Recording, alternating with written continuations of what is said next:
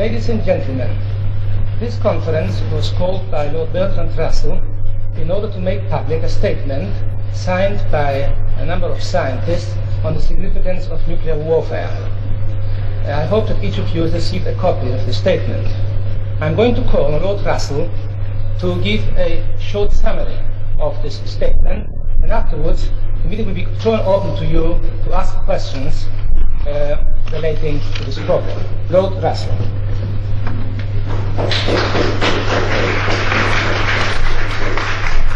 Ladies and gentlemen, the purpose of this conference is to bring to your notice, and through you to the notice of the world, a statement signed by 8 of the most eminent scientists in fields cognate to nuclear warfare about the perils that are involved in nuclear warfare and the absolute necessity, therefore, of avoiding war.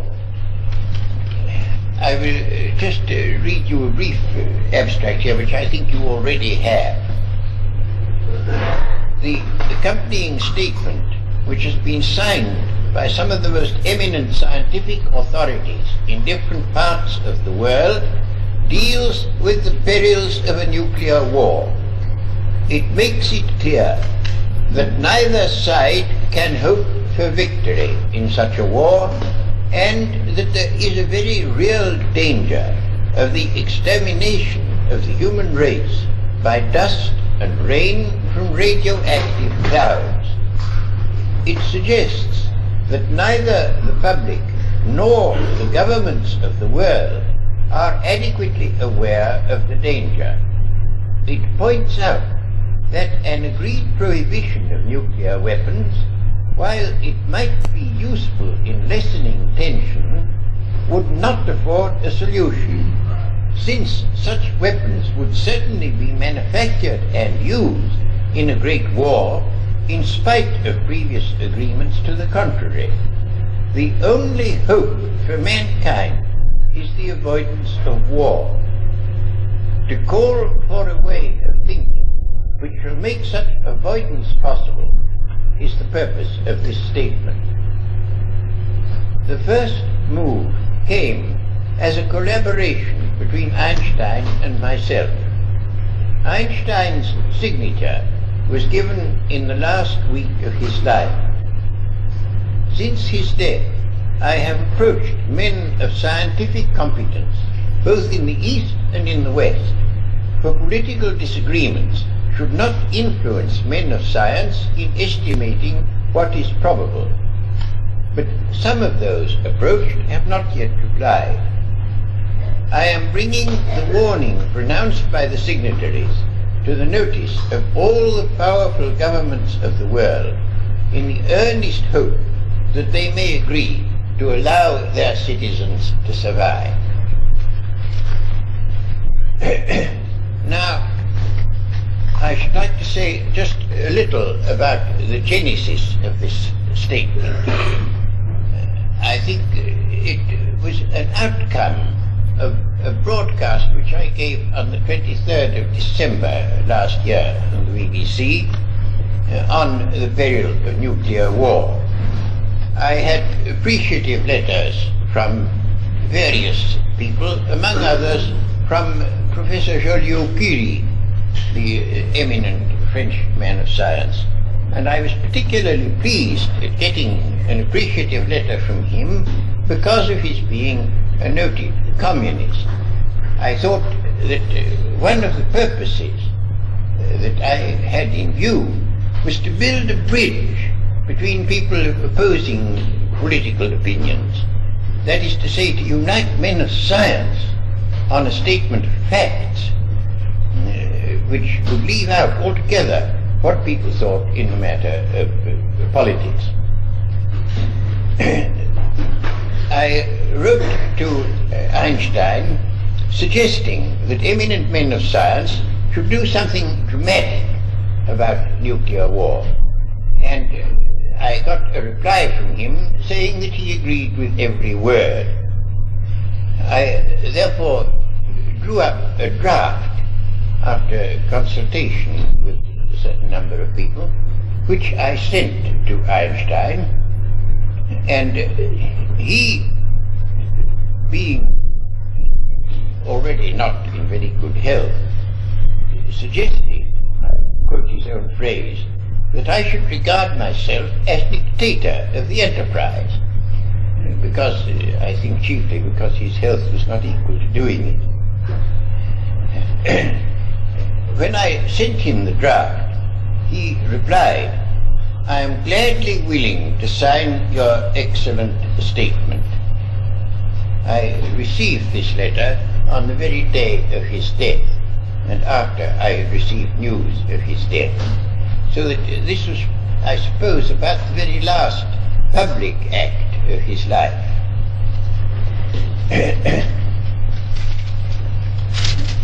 The aims of drawing up the statement were to keep to what men of science as such can pronounce upon, to avoid politics, and thus to get signatures both from the right and from the left.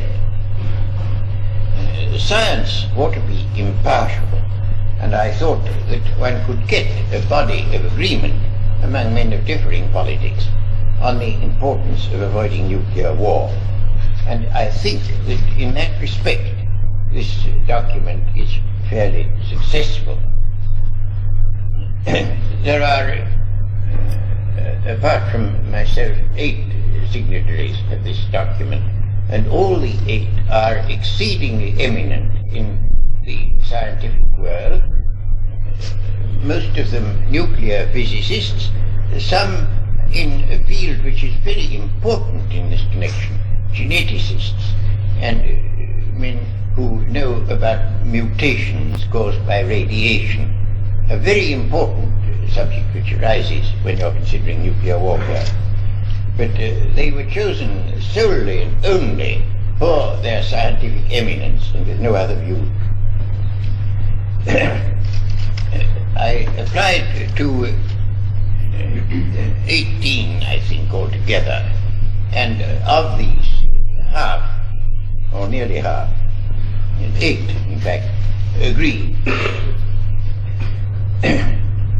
There, some I haven't yet heard from for various reasons. In particular, I applied to the most eminent of Chinese physicists, Dr. Li Kwang, and I haven't yet had his answer. None of the answers that I received were unsympathetic. Those who did not sign had various good reasons, such as that they had official positions or were engaged in some official work, which made it difficult. But nobody, either of the right or of the left, replied in a manner that was unsympathetic. I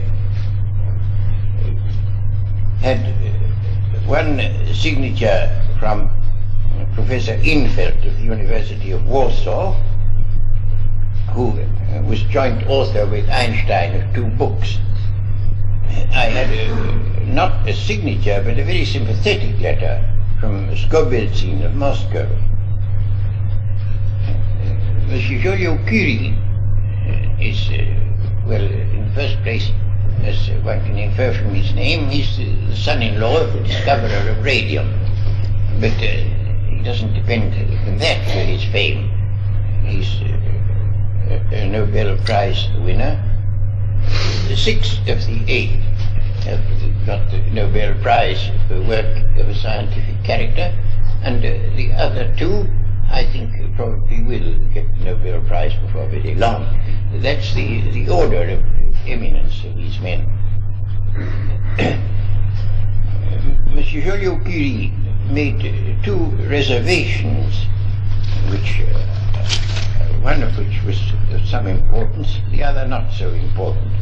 I spoke of the necessity for limitations of sovereignty, and he wants it added that these limitations are to be agreed by all and in the interests of all. And that is a statement that I entirely... Then there's another limitation that he made. I say, shall we put an end to the human race, or shall mankind renounce war? And he wants to say, shall mankind renounce war as a means of settling differences between states? With those limitations, he's agreed to sign the document. Professor Muller also made a very small reservation that seemed to me only to be explaining what I had meant.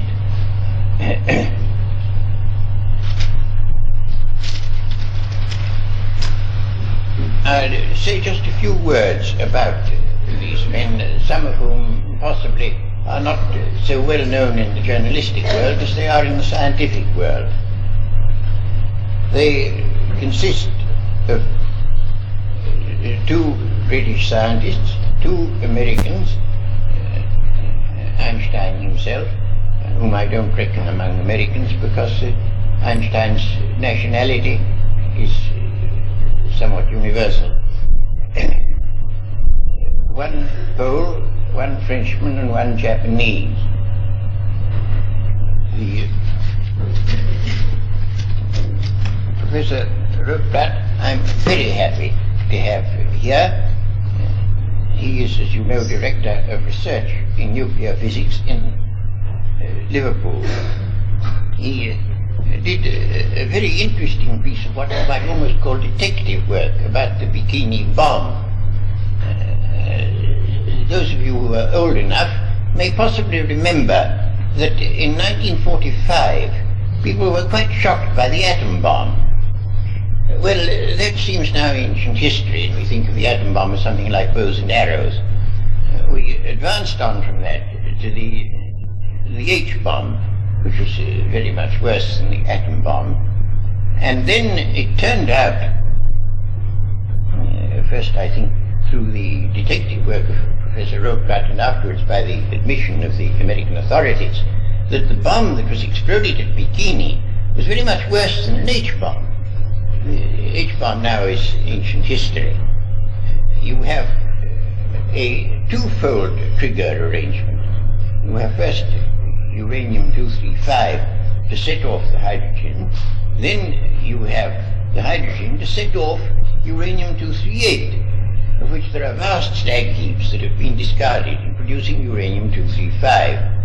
And now that you can use uranium-238 for the purpose, it's very much cheaper to make these bombs, and they're very much more destructive when they're made. So that you see science advances quite rapidly. So far, the Bikini bomb is the latest thing, but we can't tell where we're going to come to. I think that this statement, as I conceive it, is only a first step. It will be necessary to go on to get the men of science to make authoritative pronouncements on the facts, and I think that should be followed by an international congress of men of science from all scientific countries, at which the signatories would, I hope, propose some such resolution as I have suggested at the end of this statement. And I think a resolution in somewhat those terms could be suggested at the various partial congresses that take place meanwhile. I think that the men of science should make the public and the governments of the world aware of the facts by means of a widespread popular campaign. You know, it's a very difficult thing to get men of science to embark on popular campaigns. They're not used to that sort of work, and it doesn't come readily to them. But it is their duty, I think, at this time, to make the public aware of things. They have to persuade the world to avoid war. At first, by whatever expedients may suggest themselves, but ultimately by some international machinery that shall make the avoidance of war not a matter of day-to-day expedience, but of world organization. And I think they should emphasize that science, which has come to have a rather sinister meaning in the minds of the general public, I think, that science, if once this question of war were out of the way, is capable of conferring the most enormous benefits upon mankind and of making the world a very much happier place than it has ever been before. I think they should emphasize that as well as the dangers that arise through war. Now, I'm here to answer questions, and I should be very happy to do my best to answer any questions that any of you may wish to ask. Lord Russell. Yes? You say that imperative almost that politics be kept out of this. But is there not a political question that is bound to arise in the minds of the statesmen? Are they not bound to ask, can you envisage a scheme of disarmament and the wiping out of nuclear weapons which would not deliver the free world into the hands of Congress, as long as men can still fight with sticks and stones, people would say?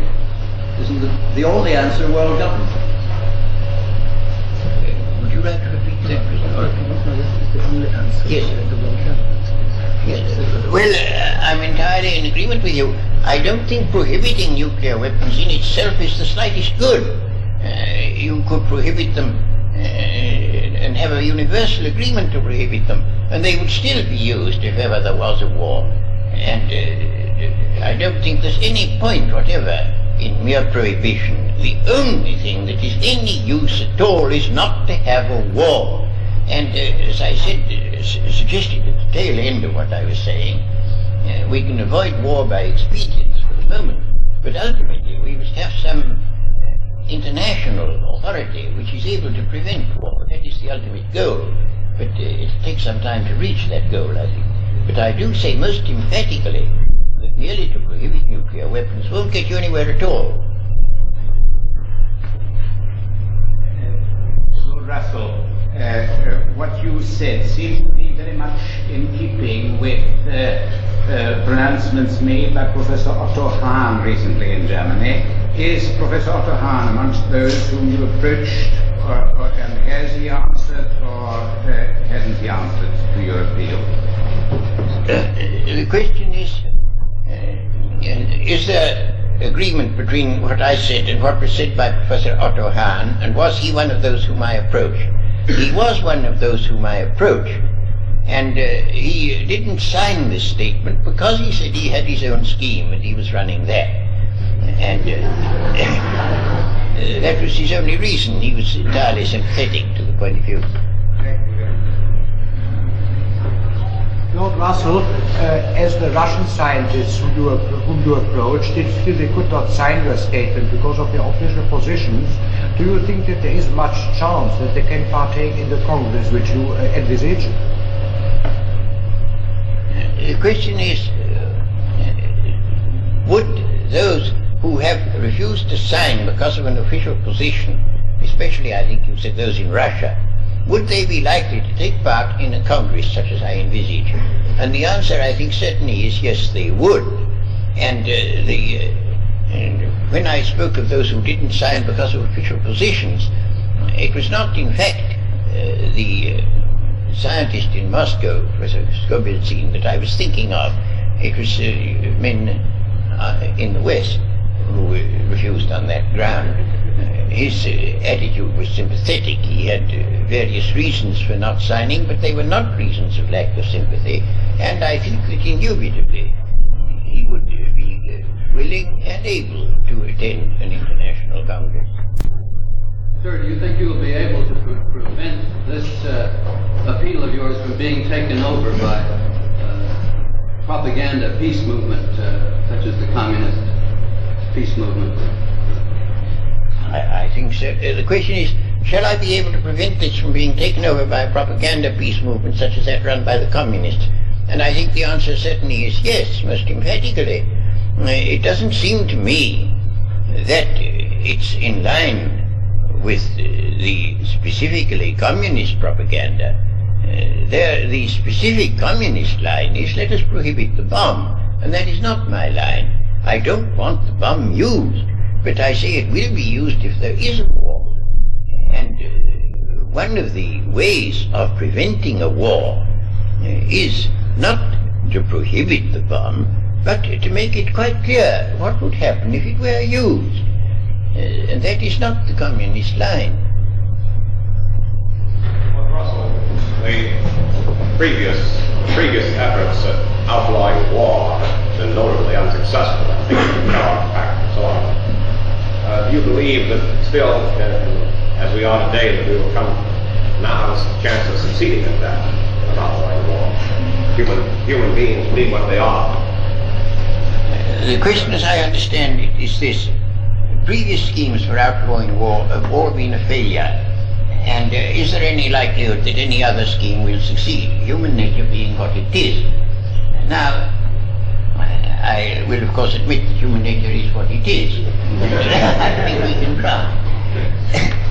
But I think if it is quite clearly understood by all the great powers that war has no chance of bringing victory to one side or to the other side, or of bringing anything that anybody desires, then I think it will become possible to create machinery for the avoidance of war. Now, I didn't want to go into all these distant questions, which are still a little utopian, but of course I think it's quite clear that the only way you can ultimately prevent war is to have only one army, navy and air force in the world, that being commanded by an international authority and being irresistible. That I think is the only ultimate way to prevent war, but that's a rather distant prospect. Russell, doesn't that just mean that you just have civil wars instead? Well, I don't quite see how you're going to have civil wars in a state of that sort. How can you have civil wars if you have only one army, navy and air force? And mind you, that will not have to be composed of national contingents contributed by the different nations. Then you might get a civil war. But you will have to have in each unit a mixture of people of a number of different countries, so that there will be no unit that will have a special national loyalty. And the opportunity for civil war, therefore, will hardly arise. Lord Russell, your question is here contains a copy of a letter to the heads of state. Has this letter in fact been sent out to the heads of state? And if so, to which states? This letter has been sent out to those heads of states, to the heads of those states that possess or are about to possess nuclear weapons, and also to China. It seemed that those who haven't yet got nuclear weapons were not so important in this matter.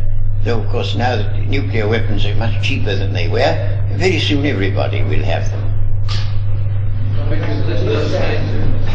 When you say to those countries which are going to get still nuclear weapons, who do you mean, and why will certain countries be getting nuclear weapons first? Well, our own country is one of those.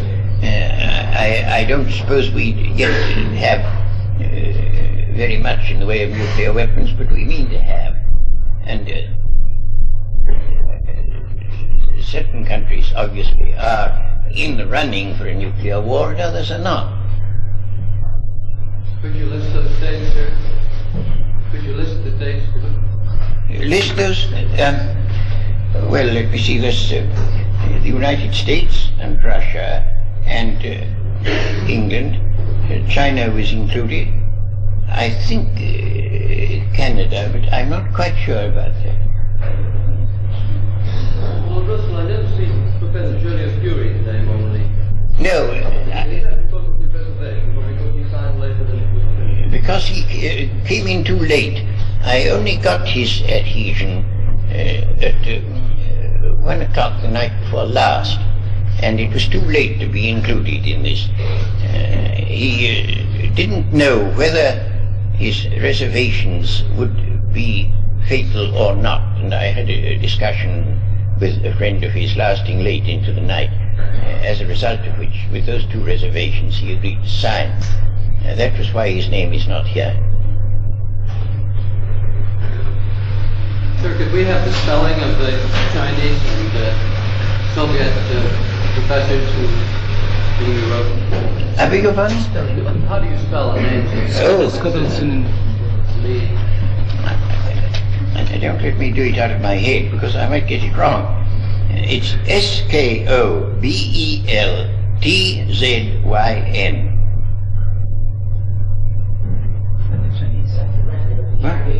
Oh, the Chinese you want to, yes. Well, he is spelled L-I, and then S-Z-E, and then K-U-A-N-G.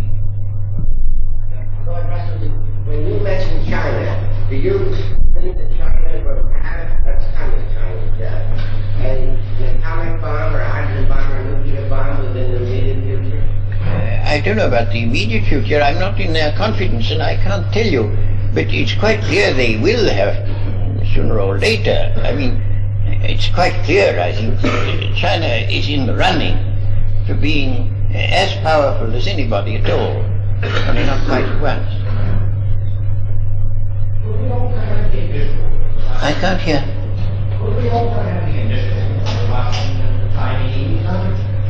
Well, I gave you the whole of his name. That is the whole of his name. The Chinese, yes. Oh. You know Skobeltzyn's initials? I've got it. Academician Skobeltzyn doesn't give it. Yes. I don't know what his Christian name is. Well, I shouldn't say Christian name. I don't know what his first name is.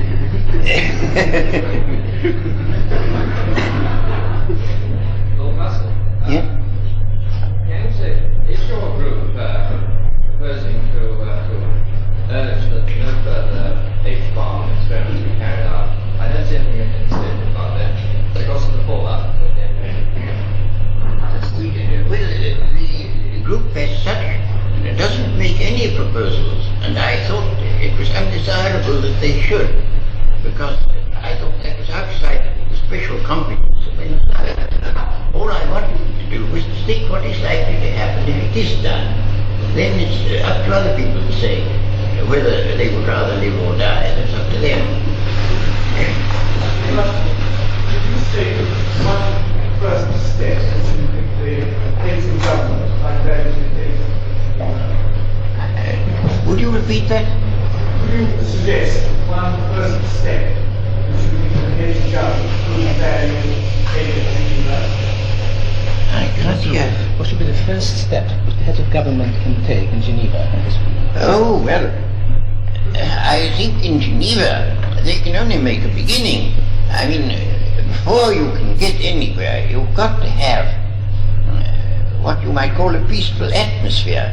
That is to say, an atmosphere where people find that there is an area of agreement and not merely areas of disagreement, and that the points as to which cooperation is possible are perhaps more important than the points of disagreement.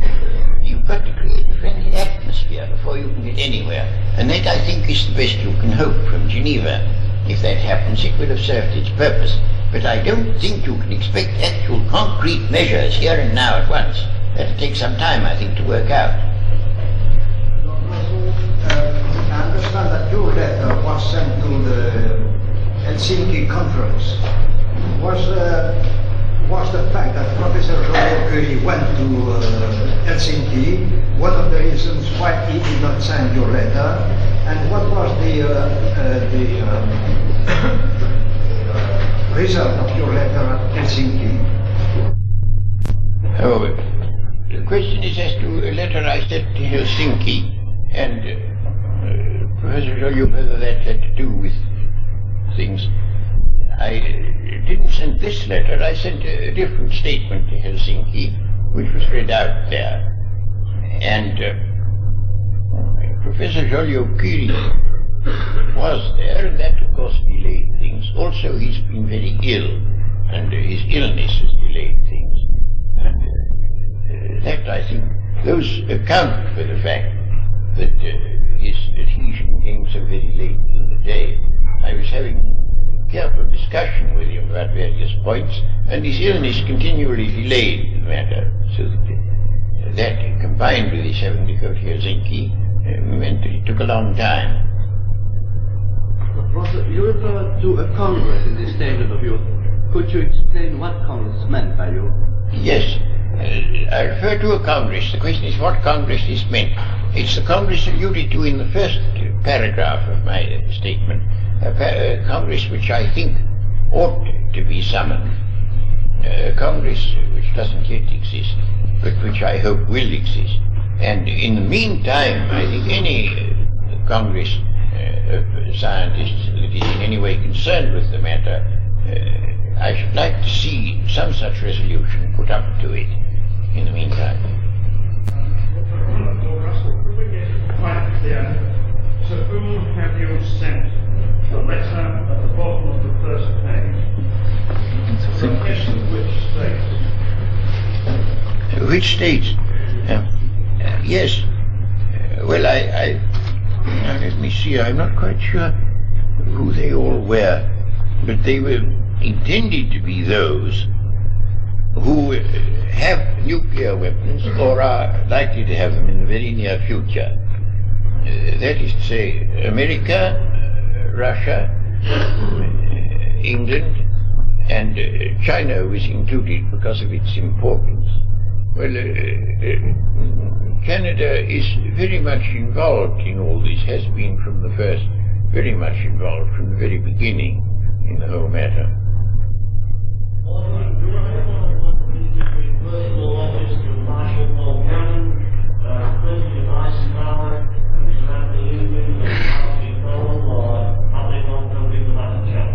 No, the letter is merely a formal one, perfectly formal, saying that I am enclosing this statement and bringing it to their notice.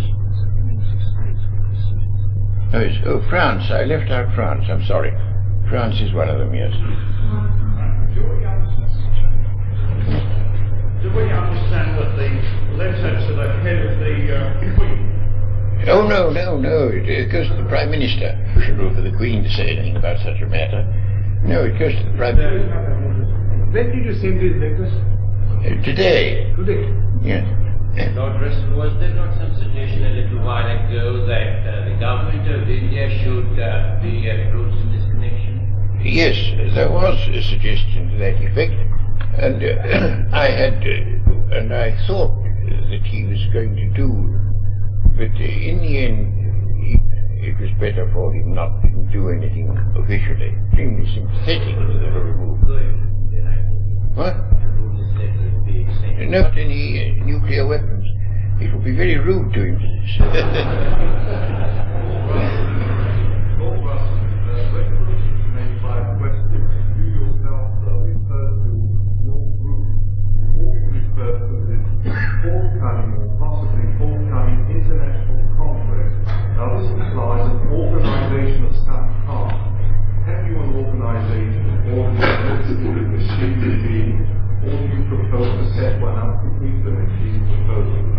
I haven't yet got an organization. I propose that it should be created, and I find that there's a very large group of men of science who think that it should be done, but I should prefer to leave the initiative to them, I think, if possible.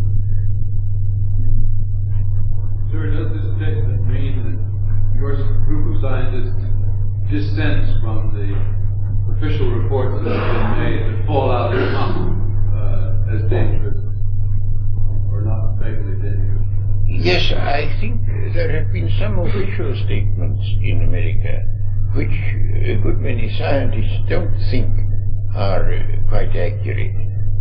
They're not accusing the American government of bad faith, but they do think that the facts are somewhat more grave than some of these statements would lead you to suppose. Lord Russell, may I refer back for one second to Canada's part in all this. Yes.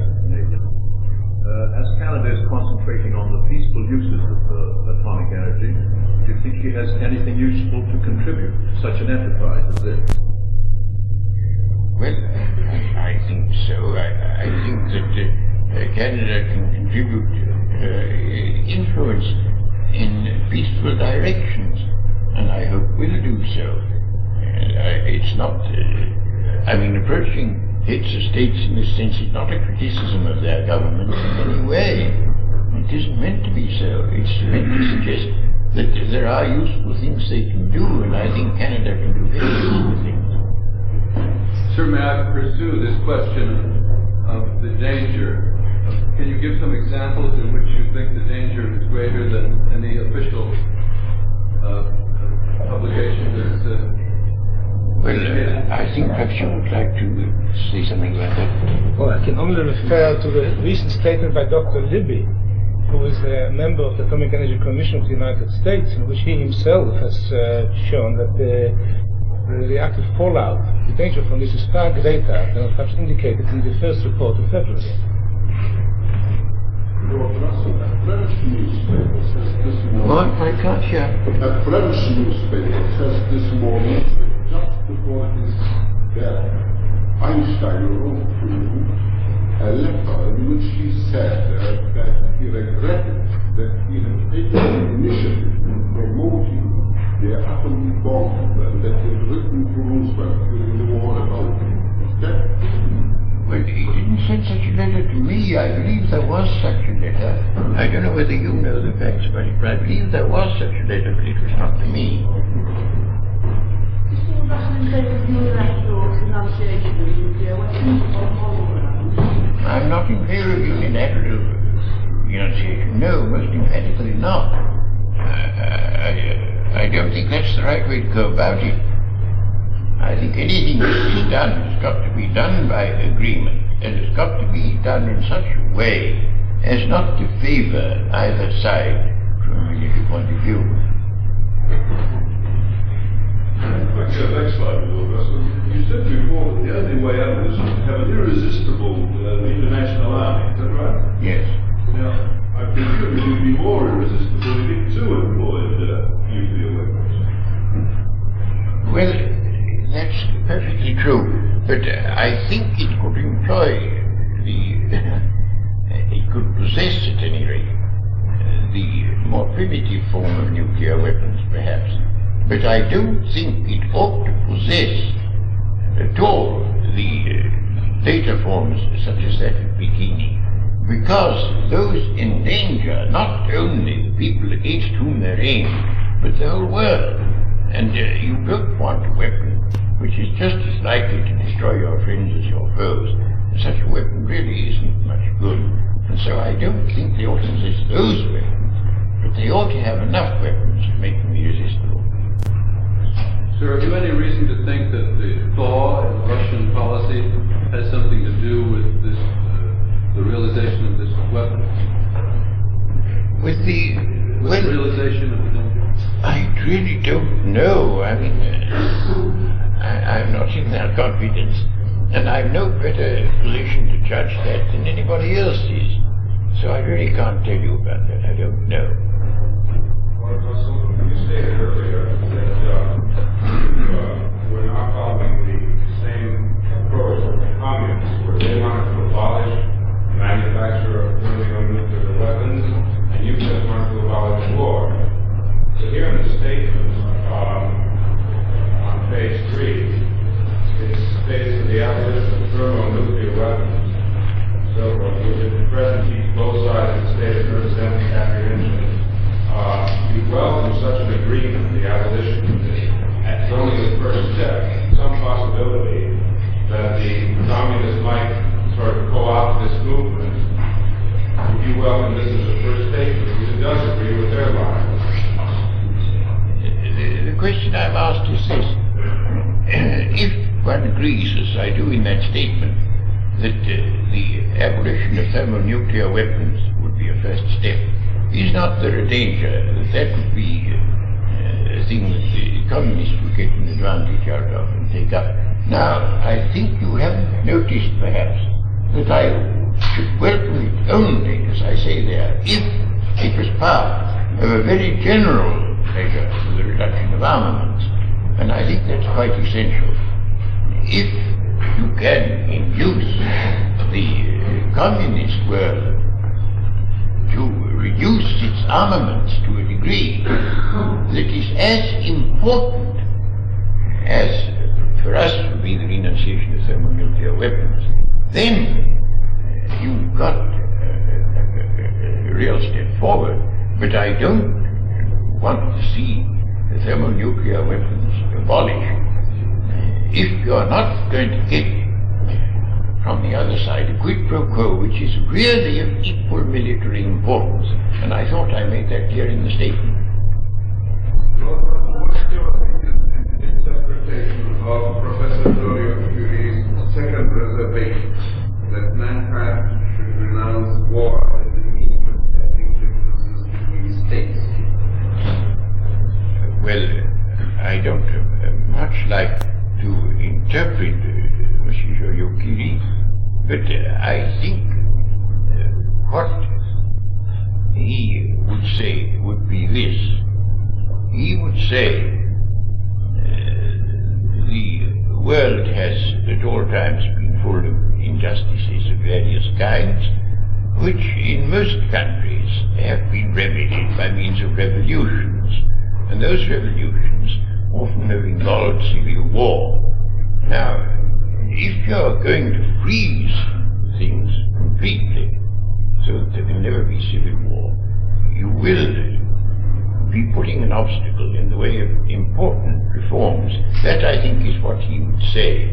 Mind you, this is not my opinion, it's his, but I think that's what he would say, and that the sort of war that you ought to prevent is a big war between states where thermonuclear weapons could be employed, and he imagines small disturbances within a country which wouldn't involve such methods. I think that's the sense of his reservation.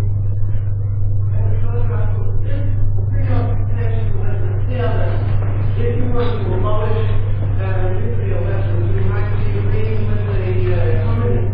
Don't you think that point contradicts the whole idea of your movement is one year in the war? If you're going to get this war, surely you have to be prepared for the West and the communists. You have to be with some limited time. How are you going to war?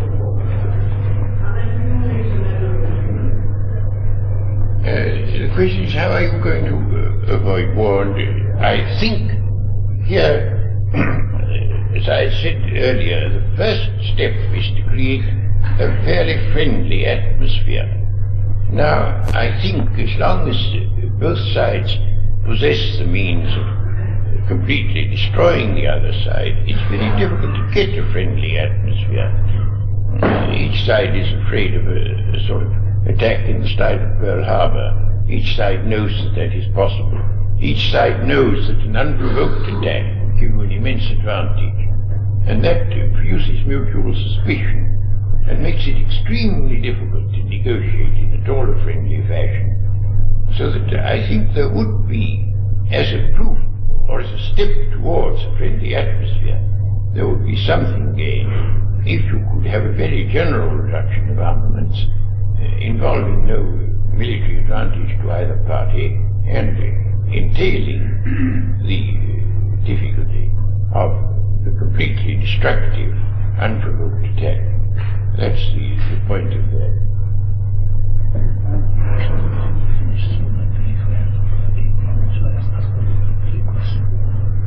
Yes, all right. I think we may have to finish soon because we vacate the hall, so I can only allow another 3 questions. Would you please? About this Congress you have in mind, how are you going to solve the problem of allegiance for the scientists? They must have an allegiance to science and mankind on one hand, and to their own nation on the other, as long as there are sovereign states.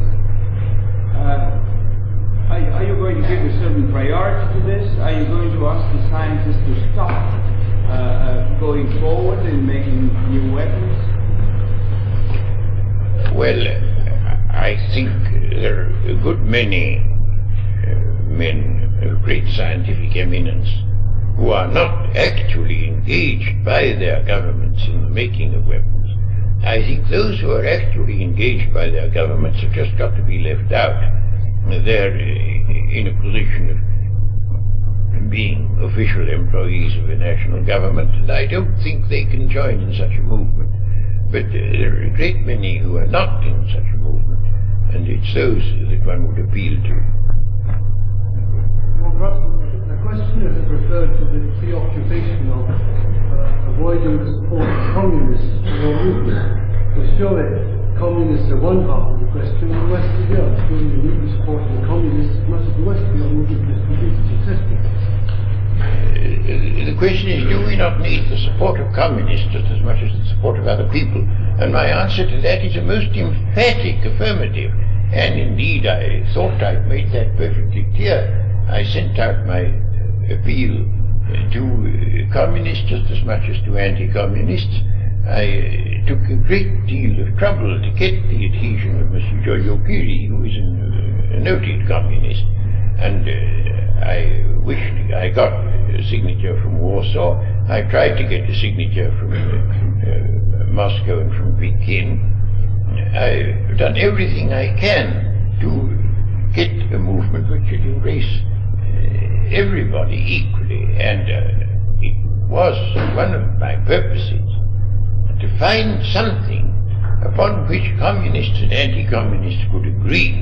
Now, the question of what is the danger from the fallout, for example, that is not a question that raises the good or evil of communism.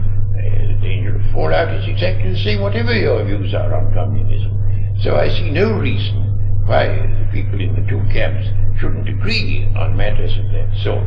And I wanted to get as large an area of agreement as I possibly could between the two camps.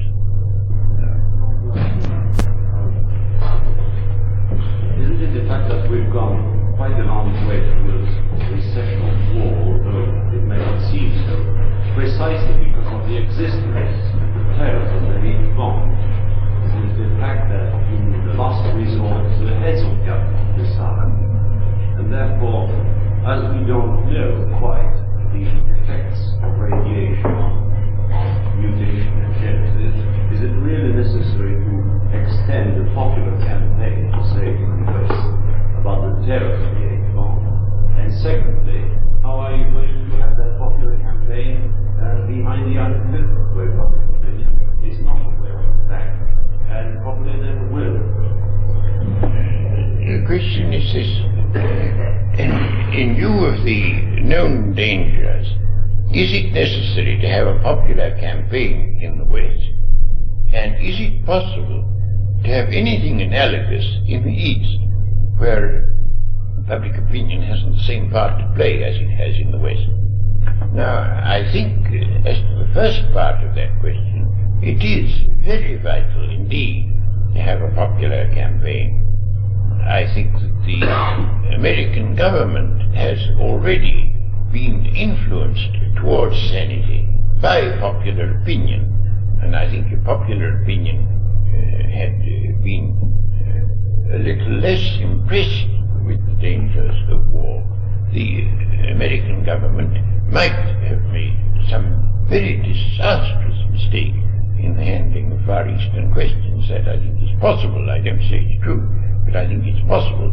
I think that American public opinion and the public opinion of other countries has had a very salutary effect. That's as far as the West is concerned. As far as the East is concerned, there is a very real difficulty, which I fully admit.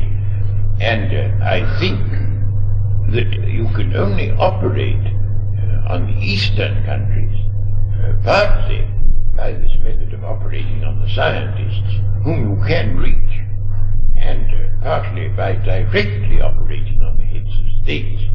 Now, I had a hope that India would come in and talk to the heads of states on this subject. That I don't think they will do. But the methods of approaching the East are not the same as those of approaching the West. but they're equally imperative and they must be found.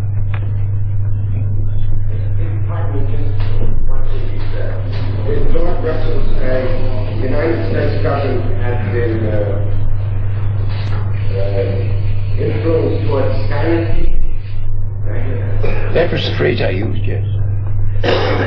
Well, I'm very sorry to have to curtail the discussion now, and so I should only remind you to thank you very much, all of you, for coming here and for this most interesting discussion.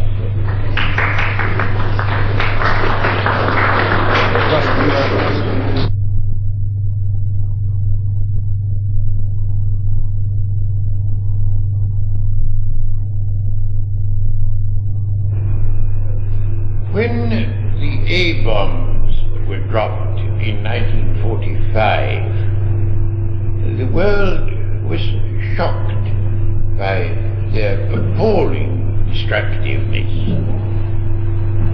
Then they got used to the A-bomb and advanced to the H-bomb. The H-bomb, it was understood, was very much more destructive, could do as much harm to the greatest cities such as New York and London and Moscow as the A-bomb had done to Hiroshima. Then people got used to the H-bomb, and now it turns out that the bomb which was dropped in Bikini was very much worse than the H-bomb. And so things go on, and you can never tell that you've reached the end of scientific horrors.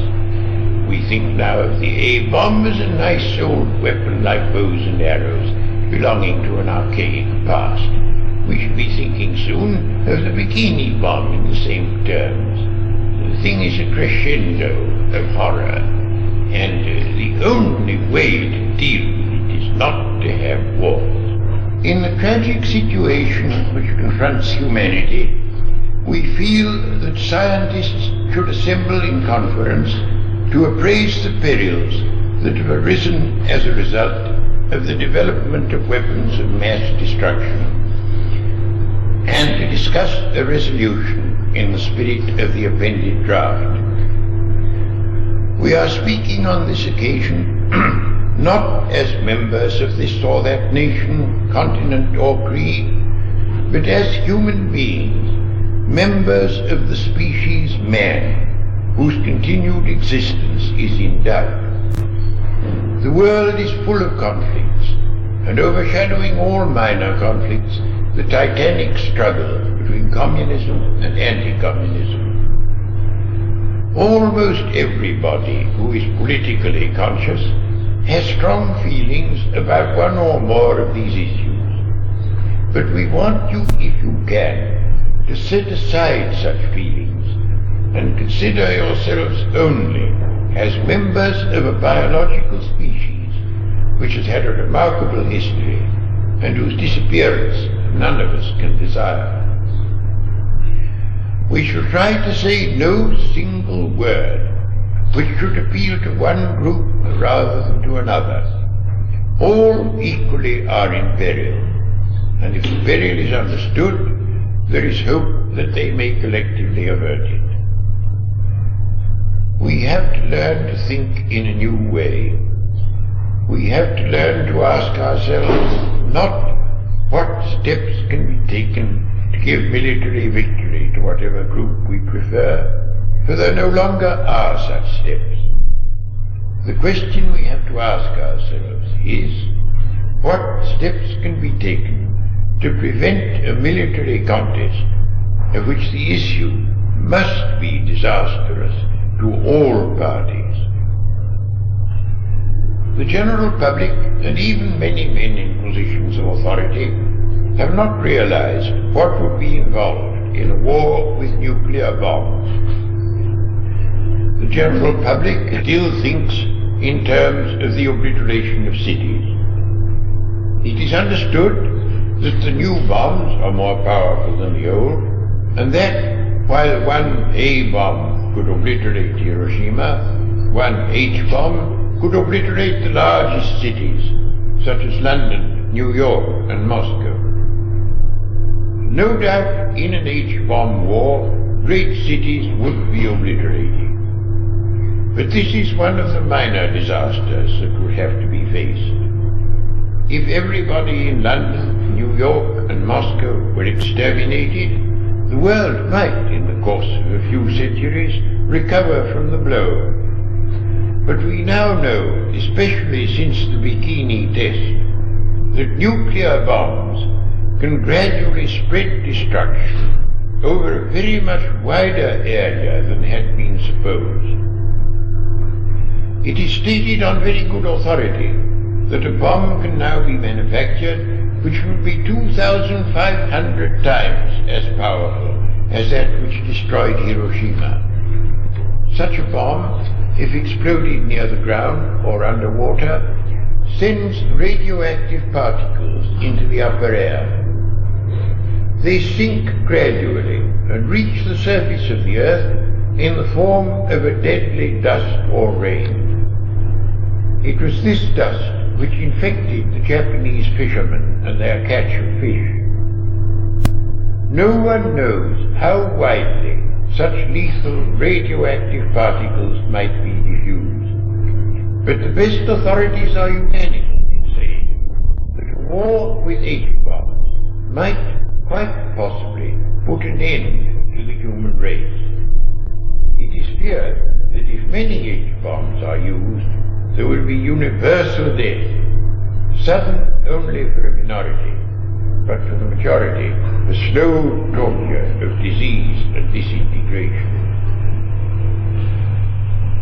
Many warnings have been uttered by eminent men of science and by authorities in military strategy. None of them will say that the worst results are certain. What they do say is that these results are possible, and no one can be sure that they will not be realized. We have not yet found that the views of experts on this question depend in any degree upon their politics or prejudices. They depend only, so far as our researches have revealed, upon the extent of the particular expert's knowledge. We have found that the men who know the most are the most gloomy. Here then is the problem which we present to you, stark and dreadful and inescapable. Shall we put an end to the human race, or shall mankind renounce war? People will not face this alternative, because it is so difficult to abolish war. The abolition of war will demand distasteful limitations of national sovereignty. But what perhaps impedes understanding of the situation more than anything else is that the term mankind feels vague and abstract. People scarcely realize in imagination that the danger is to themselves and their children and their grandchildren, and not only to a dimly apprehended humanity. They can scarcely bring themselves to grasp that they individually, and those whom they love, are in imminent danger of perishing agonizingly. And so they hope that perhaps war may be allowed to continue, provided modern weapons are prohibited. This hope is illusory. Whatever agreements not to use H-bombs have been reached in time of peace, they would no longer be considered binding in time of war, and both sides would set to work to manufacture H-bombs as soon as war broke out. For if one side manufactured the bombs and the other did not, the side that manufactured them would inevitably be victorious. Although an agreement to renounce nuclear weapons as part of a general reduction of armaments would not afford an ultimate solution, it would serve certain important purposes. First, any agreement between East and West is to the good insofar as it tends to diminish tension. Second, the abolition of thermonuclear weapons, if each side believed that the other had carried it out sincerely, would lessen the fear of a sudden attack in the style of Pearl Harbor, which at present keeps both sides in a state of nervous apprehension. We should therefore welcome such an agreement, though only as a first step. Most of us are not neutral in feeling, but as human beings, we have to remember that if the issues between East and West are to be decided in any manner that can give any possible satisfaction to anybody, whether communist or anti-communist, whether Asian or European or American, whether white or black, then these issues must not be decided by war. We should wish this to be understood, both in the East and in the West. There lies before us, if we choose, continual progress in happiness, knowledge, and wisdom. Shall we instead choose death, because we cannot forget our quarrels? We appeal as human beings to human beings. Remember your humanity and forget the rest. If you can do so, the way lies open to a new paradise. If you cannot, there lies before you the risk of universal death.